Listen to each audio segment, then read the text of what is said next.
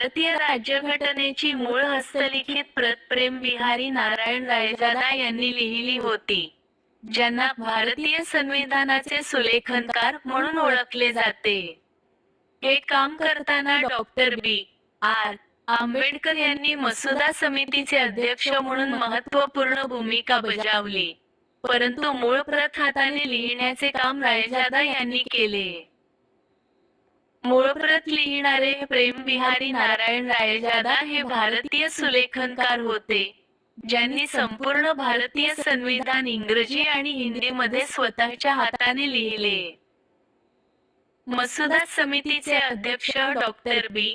R. Ambedkar हे मसुदा समितीचे अध्यक्ष होते, ज्यांच्या मार्गदर्शनाखाली राज्यघटनेचा मसुदा तयार करण्यात आला. कामासाठी लागलेला वेळ रायजादा यांना राज्यघटनेचा संपूर्ण मसुदा लिहिण्यासाठी सुमारे 6 महिने लागले, ज्यामध्ये त्यांनी 395 अनुच्छेद, 8 परिशिष्टे आणि प्रस्तावना लिहिली.